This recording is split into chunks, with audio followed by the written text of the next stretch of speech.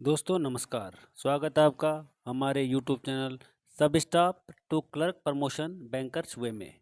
आज एक बार फिर एमसीक्यू प्रैक्टिस सेट लगातार आपके लिए लेकर आ रहे हैं, लेकिन जो संडे को नहीं आया था, थोड़ा टाइम की वजह से नहीं आ पाया था, लेकिन सब स्टाफ के लिए लगातार एग्ज़ाम क्वेश्चन पेपर आ रहे हैं, जिसमें कि 20 क्वेश्चन तो आपको जनरल बैंकिंग जो कि सभी बैंकों के लिए मिलेंगे, और 10 क्वेश्चन जनरल कंप्यूटर या बेसिक कंप्यूटर भी उसे आप कह सकते हैं, कि कंप्यूटर के एग्ज़ाम में पूछे जाने वाले क्वेश्चन आपके लिए लेकर आए हैं।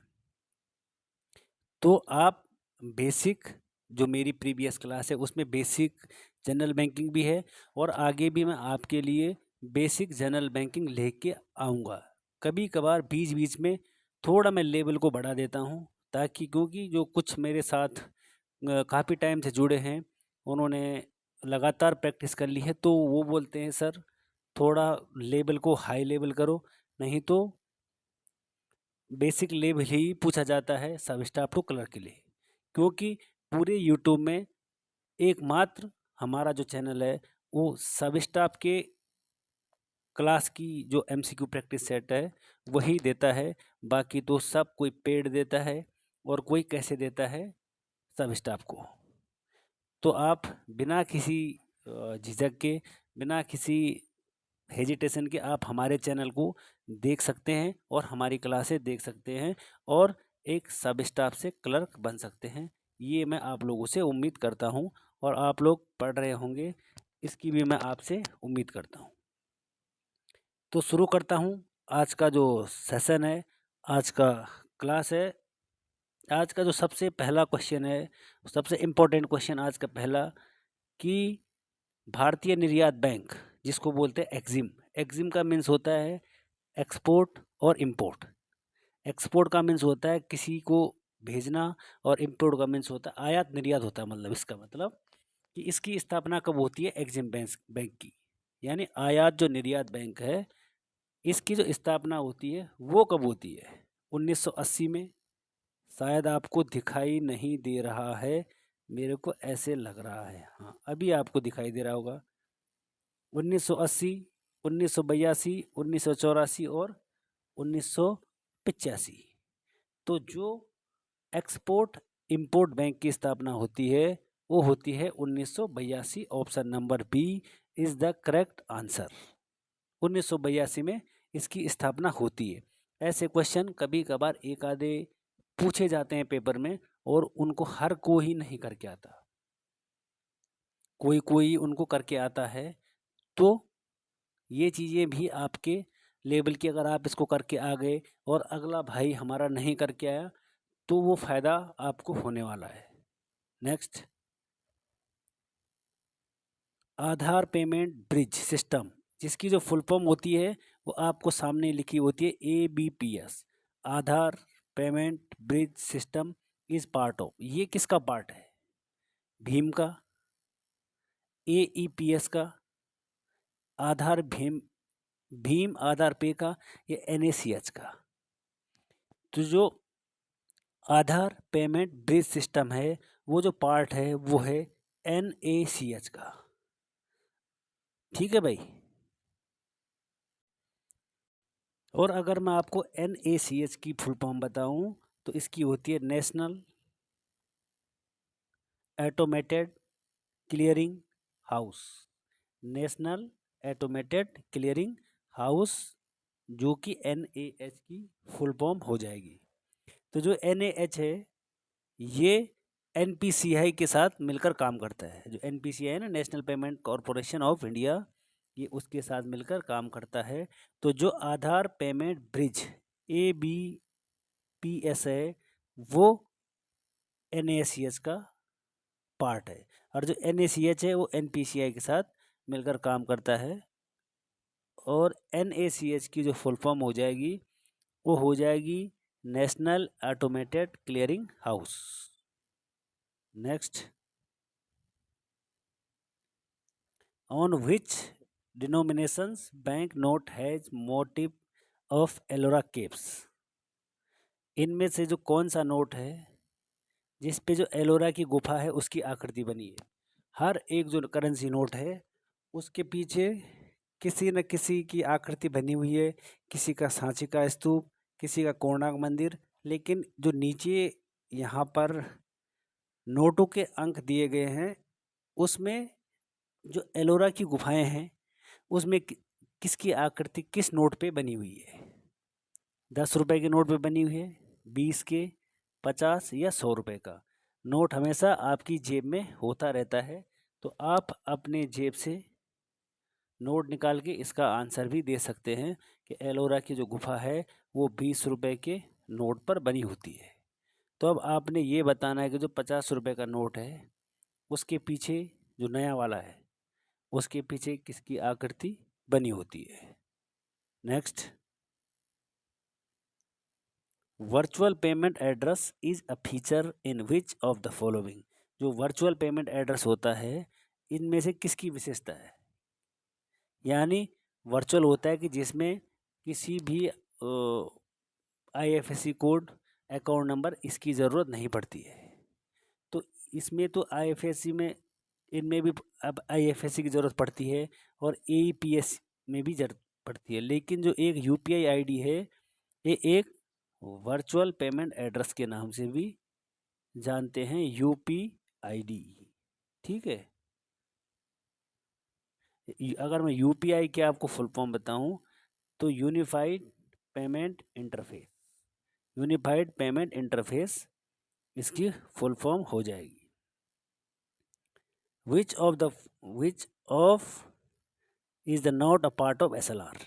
इनमें से कौन सा SLR का भाग नहीं है। SLR होता है statutory liquidity ratio, full form होती है SLR की स्टेचुरी लिक्विडिटी रेशियो। इनमें से इनका भाग नहीं है। गवर्नमेंट सिक्योरिटी इसका भाग है, कैश भी SLR का भाग है, गोल्ड SLR का भाग है, लेकिन जो सिल्वर है सिल्वर SLR का भाग नहीं है। अगला है, which of these instrument are used to control the memory flow in the economy. कि इनमें से किस उपकरण का प्रयोग अर्थव्यवस्था में धन का जो प्रवाह है उसको नियंत्रित करने के लिए किया जाता है। कि जैसे कोई रुपया है उसको कंट्रोल करने के लिए किस का इस्तेमाल किया जाता है। RBI के द्वारा, इधर इसमें RBI के द्वारा अगर आपने मनी को कंट्रोल करना है तो किस किस का इस्तेमाल करता है RBI। Repo rate, reverse repo rate, CRR या SLR। SLR मैं आपको अभी बता चुका हूँ। तो अगर मैं CRR की बात करता हूँ तो ये होता है कैश रिवर्स रेशियो, और रिवर्स रेशियो ये हो जाएगा, रिवर्स रेपो रेट ये हो जाएगा, SLR स्टेचुरी लिक्विडिटी रेशियो, और इसका आंसर हो जाएगा ऑल। अगर मनी पे कंट्रोल करना है तो उसके लिए इन सब की रिक्वायरमेंट होती है RBI को। Correct. Next, foreign currency non resident bank account can be open. ये होता है FCNR, foreign currency non resident. इसकी फुल फॉर्म होती है foreign currency non resident bank account can be open. कि विदेशी मुद्रा अनिवासी बैंक खाता खोला जा सकता है। कौन खोल सकता है, तो मतलब कैसे खोलते हैं इसको। टर्म डिपॉजिट अकाउंट में, करंट अकाउंट में, RD में, या सेविंग अकाउंट में। तो ये तो मैं कई बार करा चुका हूँ कि जो FCNR जो अकाउंट है उसको केवल टर्म डिपॉजिट अकाउंट में ही खोला जा सकता है। Option number A is the correct answer. Next, Sukanya Samriddhi account can be open for a girl till the age of. जो सुकन्या समृद्धि जो खाता है उसकी अधिकतम आयु तक कितनी है कि वो खोला जा सकता है, कि लड़की की अधिकतम आयु कितनी होनी चाहिए। 15 ईयर्स, 12 साल, 10 ईयर्स या 20 ईयर्स। तो इसके लिए जो एज है वो होनी चाहिए मैक्सिमम 10 ईयर्स। इससे ऊपर एज नहीं होनी चाहिए, तभी जाके सुकन्या समृद्धि, इसको SSA भी कहा जाता है, सुकन्या समृद्धि अकाउंट। तो 10 ईयर्स होनी चाहिए मैक्सिमम इसकी एज, अधिकतम। नेक्स्ट है, what is the tagline of Equitas small finance bank? जो फाइनेंस बैंक है इक्विटास स्मॉल फाइनेंस बैंक, उसकी टैगलाइन क्या है? हर एक बैंक की अपनी अपनी टैगलाइन होती है। तो इसमें ये बताना है कि जो इक्विटास स्मॉल फाइनेंस बैंक है उसकी टैगलाइन क्या है? Bank of smile, it is fun banking, विश्वास से विकास तक, या चलो आगे बढ़े। तो इसकी टैगलाइन है इट्स फन बैंकिंग। ये इसकी टैगलाइन है कि बोलो जो ये बैंक है ये बहुत फन है, बहुत मजा किया है, ये इसकी टैगलाइन है। Next, in India 1 rupees coin are issued by. ये जो भारत में 1 रुपये का सिक्का है वो किसके द्वारा जारी किया जाता है? RBI, government of India, finance minister, या इनमें से कोई नहीं। तो भारत में 1 रुपये को छोड़कर बाकी सभी करेंसी आरबीआई के द्वारा जारी की जाती है। लेकिन जो एक 1 रुपये का कॉइन, 1 रुपये का नोट, वो गवर्नमेंट ऑफ इंडिया यानी GOI इसके द्वारा जारी किया जाता है भारत में। Next, bank of international settlement headquarter is located in. Bank of international settlement का मुख्यालय कहाँ पर है? Bank of international settlement headquarter is located in, कि कहाँ पर है इसका हेडक्वार्टर? ऑस्ट्रिया, स्विट्जरलैंड, फ्रांस, या ऑस्ट्रेलिया? तो अगर मैं इसके हेडक्वार्टर की बात करूं तो ये हो जाएगा आपका स्विट्जरलैंड में bank of international settlement. Next,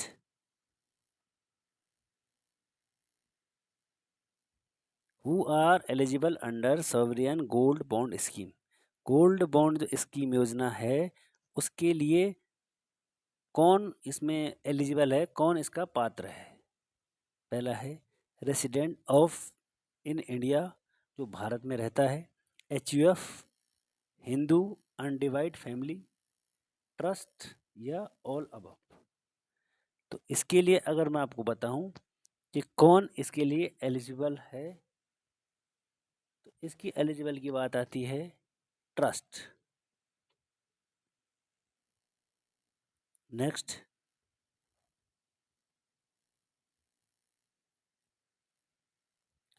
who has been regulatory conducting consumer conference survey, CCH?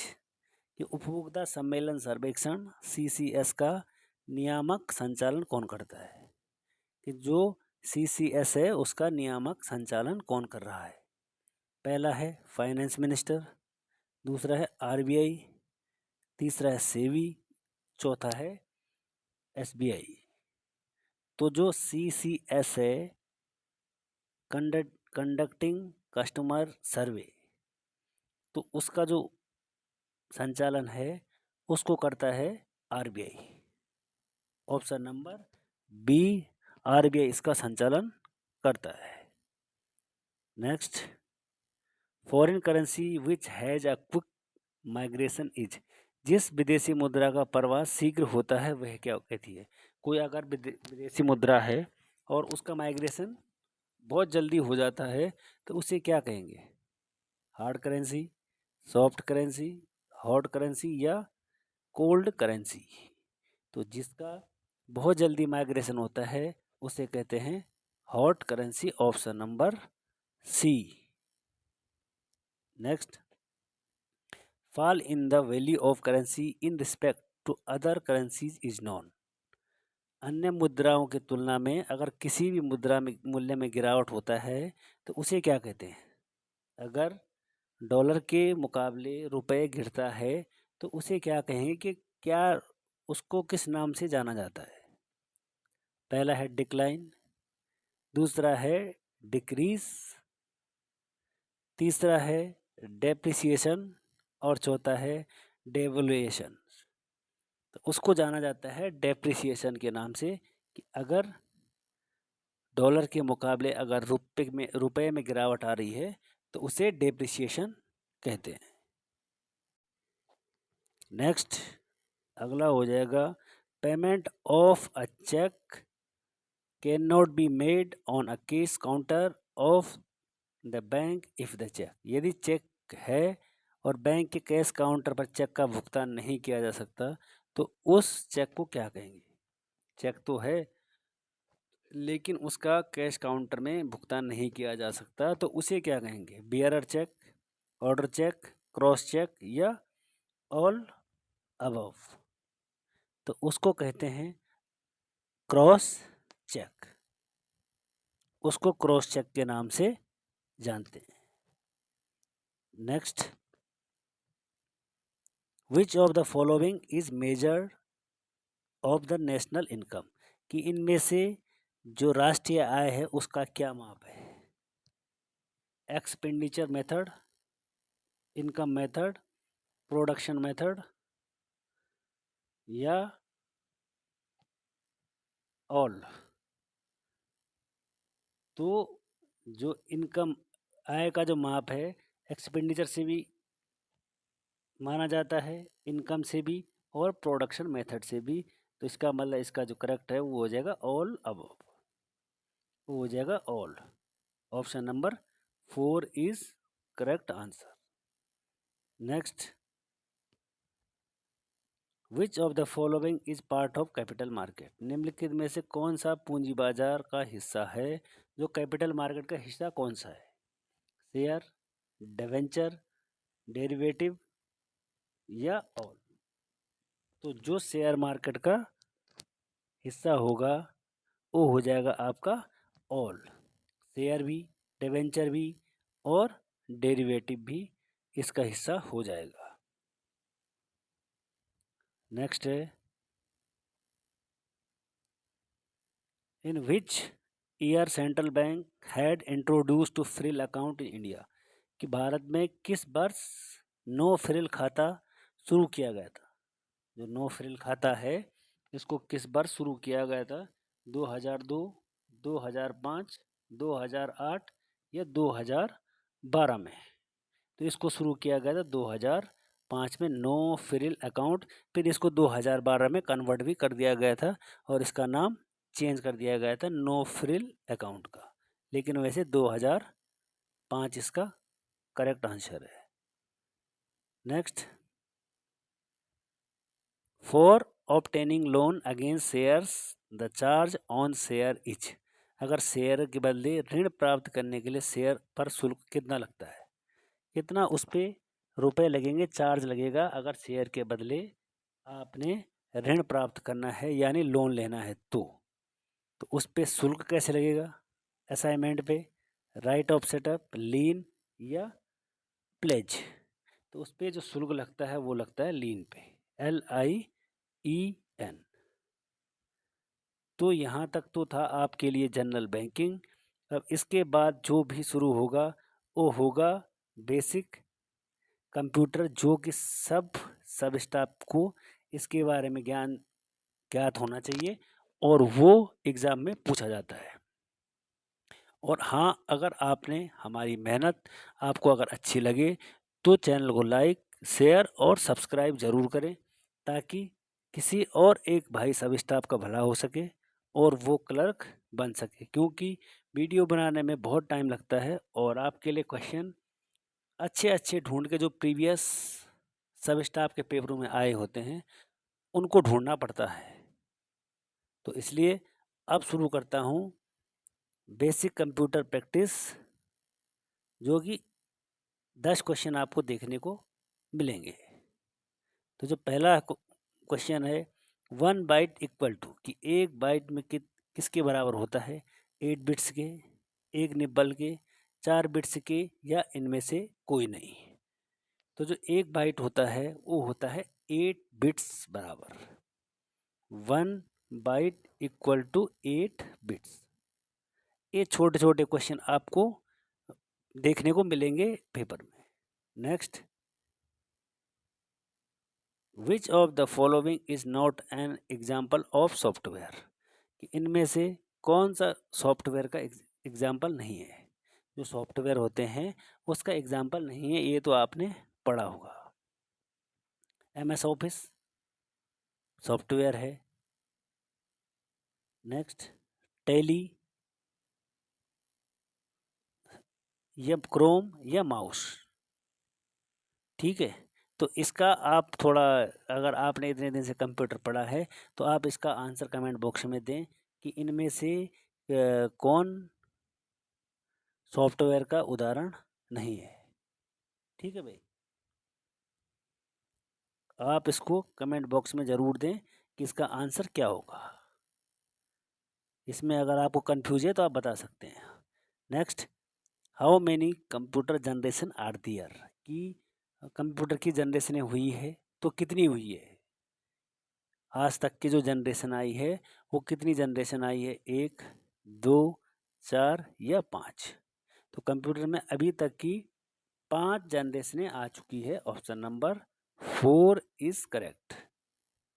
Next, in memory fall name of KB, जो केबी है इसकी फुल फॉर्म क्या होगी। अगर आप कंप्यूटर में इसको मापेंगे तो इसकी क्या होगी, 9 बिट, किलोबाइट, नीबाइट या किलोबिट। तो जो इसकी फुल फॉर्म होगी वो होगी kilobyte. Option number B. Next, which of the following is an the example of volatile memory.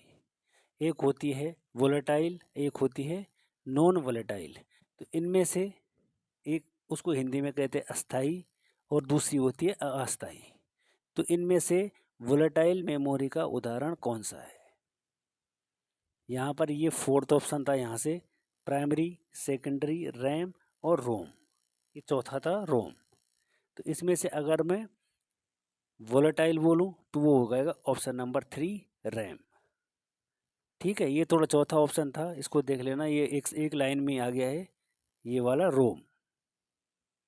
Next, RAM stand for, जो रैम है इसकी फुल फॉर्म क्या हो सकती है। Read only memory, random access memory, random account manage या इनमें से कोई नहीं। तो इसकी होगी random access memory. Option number second is correct. Next, CPU consist of, CPU किस किस से कंसिस्ट है। ALU plus CU, RAM plus ROM, RAM plus ALU या रोम प्लस सीयू। तो जो सीपीयू है वो है एएलयू प्लस सीयू, यानी ऑप्शन नंबर ए। इसको बोलते हैं अर्थमेटिक लॉजिक यूनिट, ये होता है कंट्रोल यूनिट। तो इन दोनों से मिलकर ही सीयू कंसिस्ट है। Next, how many arrow keys are in keyboard, जो कीबोर्ड होता है उसमें कितने एरो होते हैं। एरो ये होते हैं ये, तो कितने एरो होंगे उसमें। अगर आपने देखा होगा तो उसमें एरो होते हैं 4, ओनली 4। नेक्स्ट,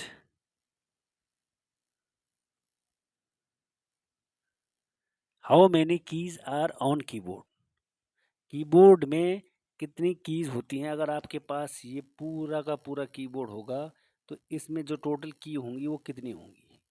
कीबोर्ड अलग अलग टाइप के होते हैं, लेकिन यहाँ पर आपको ऑप्शन उस हिसाब से मिलेगा कि जो आपको उसमें स्टैंडर्ड और नॉन स्टैंडर्ड टाइप होता है। लेकिन इस पे यहाँ पर आपको सिंपल वाला पूछ रखा है तो आपने उसका ही आंसर देना है। 101, 102, 103 या 104। तो उसमें जो कीज होती हैं वो होती है 104। नेक्स्ट,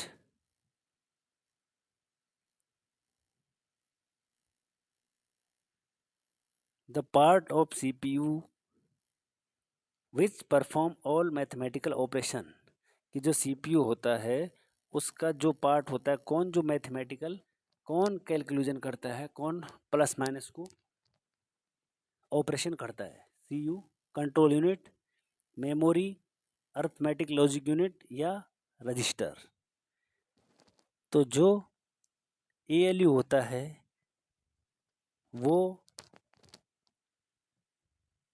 कैलकुलेट करता है मैथमेटिक को। ठीक है भाई।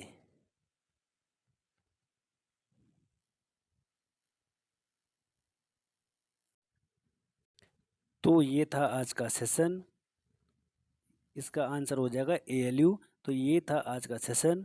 अगर आपको क्लास अच्छी लगे और पसंद आए तो इसको लाइक, शेयर और सब्सक्राइब ज़रूर करें, ताकि आने वाली वीडियो आपको सबसे पहले मिले, चाहे आपका एग्ज़ाम कभी भी हो, 1 साल, 2 साल या 3 साल बाद। और गलत अफ़वाहों पे ध्यान न दें कि ये तो आएगा ही नहीं और ये आएगा। जो आपको बताया जा रहा है उसमें से कितना आएगा वो तो पेपर ही बताएगा, और आपको कितना आता है वो तो आप ही जानते होंगे। तो फिर लेता हूँ आपसे अलविदा, और मिलेंगे एक और नई वीडियो के साथ। तब तक के लिए थैंक यू, धन्यवाद।